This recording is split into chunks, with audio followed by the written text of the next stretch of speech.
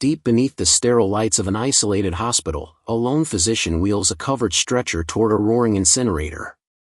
He moves with practiced calm, determined to erase every trace of a forbidden experiment that has gone catastrophically wrong. His only mission is to destroy the evidence before anyone discovers what has truly been happening behind these locked doors. But something is terribly wrong with the body on that stretcher, something he has completely failed to notice. Even though every medical reading confirms the patient is dead, the corpse begins to twitch, then shudder, then convulse violently against the restraints. The doctor, blind to the horror unfolding right beside him, shoves the body straight into the flames and walks away as if nothing happened, returning to his rounds without a second glance. Minutes later, a janitor wandering past the furnace room freezes when he hears an unnatural scraping sound, like metal clawing against metal, coming from somewhere inside the fire. Curiosity overpowers his instinct to run, and he slowly pulls open the heavy furnace door to look inside. In an instant, a charred, smoking hand bursts out of the flames and clamps around his throat. The scene leaves one chilling question hanging in the air: what kind of monstrous research is being carried out in this building, research so twisted that death itself is no longer permanent? Far from these horrors, a car winds its way toward the very same remote facility, carrying a young woman named Ally, her boyfriend Michael, and her mother Sylvie. They have come chasing an unbelievably cheap surgical deal, one that promises to fix an insecurity that has haunted both women for years. Ally and Sylvie have spent most of their lives enduring cruel jokes about their bodies, and this discounted surgery feels like their long-awaited chance to finally silence the mockery. Michael, however, wants nothing to do with it. He constantly reassures Ally that she is already exactly who she is meant to be, insisting he loves her without any conditions attached. As the three of them drive deeper into the isolated countryside, a wounded animal suddenly darts into the road, forcing Michael to slam on the brakes and rush outside to check on it. He finds the creature broken and suffering, clearly beyond saving, and steels himself to end its pain out of mercy. Before he can act, another vehicle speeds past and crushes the animal beneath its tires, splattering blood across Michael's face and clothing. Because Michael carries a crippling fear of blood, the very phobia that once got him expelled from medical school, he doubles over and vomits on the roadside in front of everyone. Sylvie watches with open disgust, mocking him harshly and calling him weak for something he cannot control. When they finally arrive, the hospital sits eerily isolated from any town or city, a detail none of them think twice about. They have no way of knowing this is the exact same facility where the earlier experiment went horribly wrong. A doctor named Jana greets them warmly at the entrance and introduces her assistant, Daniel, who is assigned to escort the family to their rooms.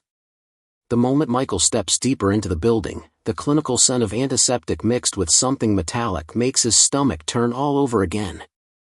Sylvie continues needling him for his weakness the entire walk down the corridor, clearly losing patience with his discomfort.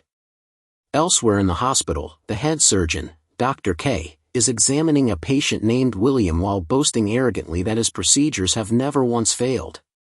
Shortly after, Dr. Jana brings the family to meet him, praising his reputation as one of the finest specialists in this type of surgery.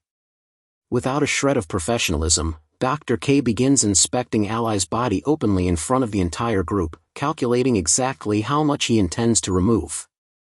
Michael stands there mortified, forcing himself to endure it only because he wants to prove, once and for all, that he will stand beside Ally no matter what. Secretly, he is carrying a ring in his pocket, planning to propose the moment her surgery is successfully behind them.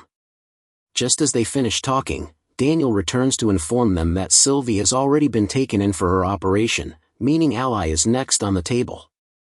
But something about this entire place is setting off alarms in Michael's head that he cannot ignore. He notices the staff moving with careless indifference, skipping basic pre-surgical checks that any real hospital would never overlook.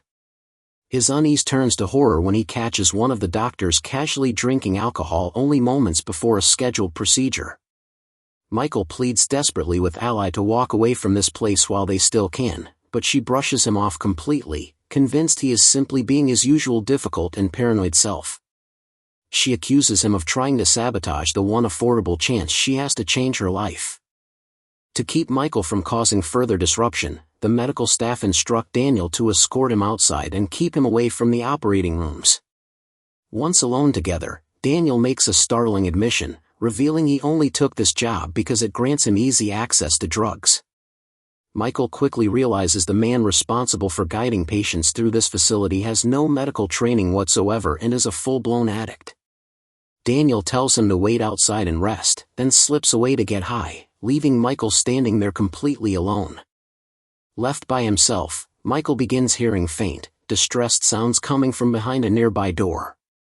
When he pushes it open, he discovers a young woman bound tightly to a bed, barely breathing, her body bearing the unmistakable marks of torture. Believing he is rescuing her, Michael gently removes the oxygen mask covering her face, wanting to help her breathe more freely. The instant the mask comes off, her eyes snap open with a feral, inhuman rage, and she lunges at him, snapping her teeth toward his skin like a rabid animal. Shaken to his core, Michael now understands that something far darker than a simple surgical clinic is operating inside these walls. He sprints straight to the operating room where Ally is already being prepped, desperate to warn her about what he just witnessed.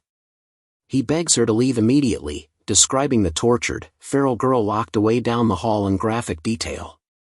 But Ally and the surrounding medical staff dismiss his warning entirely, assuming fear has finally driven him to fabricate wild stories. Humiliated by his outburst, Ally lashes out at him in front of everyone, hurling insults and openly regretting that she ever brought someone so cowardly along with her. The offended doctors storm out in anger and flatly refuse to continue with the surgery after the scene he caused. Furious and heartbroken, Ally warns Michael that he will never amount to anything and threatens to walk out of his life for good. Just as Michael tries desperately to repair things between them, chaos erupts through every corridor of the hospital without warning. Doctors and staff scatter in every direction, screaming as infected patients begin attacking anyone within reach, their bites spreading a horrifying transformation within minutes. The outbreak spreads faster than anyone can contain, turning hallways into scenes of pure carnage. Amid the panic, Ally refuses to abandon the building without first finding her mother, no matter how dangerous it becomes. Michael, proving his devotion despite everything that was said to him, chooses to stay by her side instead of saving himself.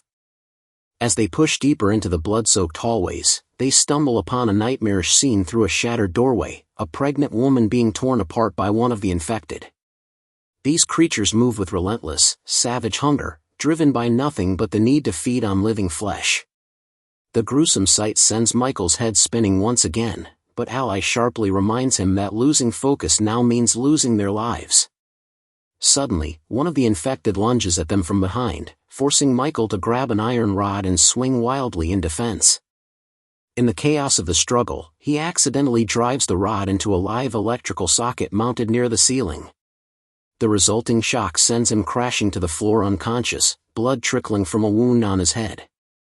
With no time to spare, Ally finishes off the creature herself and shoves its lifeless body aside. She looks down at Michael, injured and unmoving, but the sound of approaching screams forces her to make an agonizing choice and leave him behind to search for her mother. Racing through hallways filled with terrified survivors and growing numbers of infected, Ally improvises a desperate weapon, injecting a volatile chemical into a nearby body and detonating it to clear her path. The explosion destroys the creatures closing in around her, buying her just enough time to slip through and keep moving. Elsewhere in the building, two other patients, William and Lena, have barricaded themselves inside a lab, too afraid that anyone knocking might already be infected. When Ally reaches the door and begs to be let in, they refuse, unwilling to risk letting in what could be a monster in disguise. Eventually, Ally locates her unconscious mother, still sedated from the earlier surgery and completely unaware of the horror surrounding her. She quickly changes clothes and begins pushing Sylvie's hospital bed through corridors littered with infected tearing pieces of flesh from themselves in a frenzy. The commotion draws their attention, and soon a group of them begins chasing her down the hallway. In desperation, she crashes through a door into a room where Daniel is hiding alone, still lost in his own drug-induced haze. Just as they catch their breath, one of the infected bursts through the doorway and sinks its teeth into Sylvie before anyone can react. Daniel manages to bash the creature's skull in and kill it, but the damage has already been done, and the infection is now spreading through Sylvie's body. Meanwhile, Michael finally regains consciousness after being knocked out for what feels like hours. Realizing Ally left him behind, he pushes aside the hurt and focuses entirely on finding her before it's too late. While searching through the ruined labs, he accidentally knocks over a sealed container, releasing a horrifying mutated reptilian creature into the corridor. Fleeing the new threat, he stumbles directly into Dr. K and Dr. Jana, who are also searching for a way to survive. The unlikely trio presses forward together and eventually reunites with Ally, Daniel, and the badly wounded Sylvie. Everyone gathers inside a surgeon's office, relief washing over Michael the moment he sees Ally alive, though the mood remains grim and heavy. The surgeon begins treating Sylvie's wounds, completely unaware that the bite marks mean far more than ordinary injuries. Daniel discovers the phone lines have been cut, confirming they have no way of calling for outside rescue. When Dr. K examines Sylvie more closely, he grimly announces that she will soon turn and insists they restrain her immediately for everyone's safety. During the struggle to hold her down, a few drops of her infected blood splash directly onto his skin, though no one seems to register the danger of it at the time. Dr. Jana suggests moving Sylvie to the hospital pharmacy, hoping some experimental medication might hold the key to reversing the infection. The group barricades themselves inside once they arrive, desperately searching shelves for anything that might work.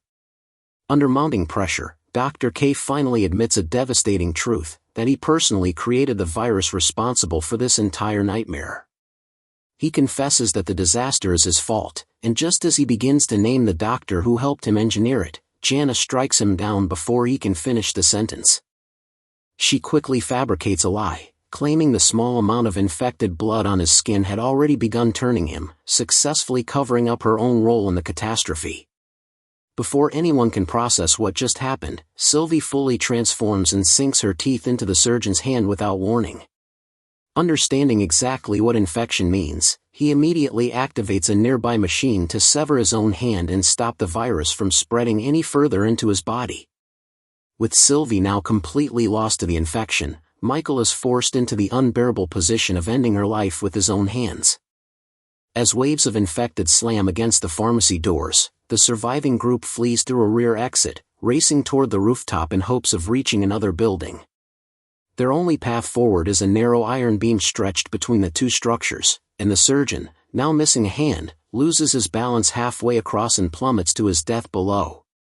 The remaining survivors make it safely to the other side and scramble to arm themselves with anything they can find. Tension boils over when Daniel corners Dr. Jana privately, revealing that he knows she murdered Dr. K and demanding $100,000 in exchange for his silence. Watching Ally grow closer to Daniel throughout their ordeal leaves Michael quietly wounded, even as they continue fighting to survive together. The group decides to escape through an old waste disposal chute leading out of the building, with Michael volunteering to lead the way in hopes of proving his courage once and for all. A costly misstep along the route puts the entire group at risk and draws sharp frustration from the others. Along the escape route, they discover another survivor named Lena, badly shaken but alive, and quickly bring her into the group. Jana, still desperate to protect her secret, sets a trap for Daniel by luring him into a darkened room under the promise of finally handing over his payment. Instead of money, she has left an infected creature waiting there, and it bites him the moment he steps inside. Consumed by rage and betrayal, Daniel turns on Jana and kills her before she can escape the room herself. Determined not to reveal his own infection to the group, he conceals the wound and rejoins the others as if nothing happened. The survivors finally reach the hospital's main gate, only to discover the military has surrounded the entire property, sealing off every possible exit. The moment Lena steps outside seeking help, soldiers open fire and kill her instantly, proving beyond doubt that no one will be permitted to leave this quarantine zone alive. With nowhere left to run, the last three, Ally, Michael, and Daniel, descend into the sewer system beneath the hospital, hoping to find an unguarded way out. Down in the darkness, Michael seizes what might be his final chance and proposes to Ally, hoping for one fleeting moment of happiness amid the horror. Ally rejects him outright, telling him bluntly that she could never marry someone she sees as a coward. While attempting to force open a manhole cover, an army vehicle rolls directly over top of it, crushing Ally's fingers and trapping her in place. Daniel abandons them both without hesitation, fleeing to save himself as the situation grows more desperate. Refusing to leave her behind, Michael makes an agonizing choice, using his own teeth to sever her trapped fingers and free her from the crushing weight above. They locate a separate exit point, and Ally climbs up first while Michael remains below to hold off a fresh wave of infected pouring in through the tunnels. Once the fighting dies down, Michael attempts to climb up and rejoin her, only to find that Daniel has deliberately sealed the hatch from above. Driven by jealousy and desperation to have Ally for himself, Daniel leaves Michael trapped below to be devoured by the approaching horde. Ally and Daniel speed away from the hospital by car, but it doesn't take long before Ally notices unmistakable signs that Daniel is infected. When he attempts to force himself on her in a moment of desperation, she fights back and kills him, shoving his body out of the moving vehicle before running it over to make certain he is finished. Meanwhile, deep in the sewers, Michael manages to survive the swarm and detonates explosives he had planted earlier, unintentionally blasting open every manhole across the city and releasing the infection into the streets above. Bloodied but alive, Michael eventually claws his way out of a manhole, barely recognizable beneath the grime and gore covering his body. Driving nearby and still reeling from everything she has endured, Ally mistakes his silhouette for one of the infected and strikes him with her car without hesitation. The instant she realizes what she has done, that she has just killed the one person who ever loved her unconditionally, the shock overwhelms her completely. She loses control of the vehicle moments later, slamming into a tree and dying instantly from the impact. In the end, every single person connected to this nightmare is gone, consumed by the very horror they tried desperately to escape. And because the survivors shattered the hospital's quarantine while fleeing, the infection they unleashed spreads unchecked beyond the walls of that one isolated building, out into the world, with nothing left standing in its way.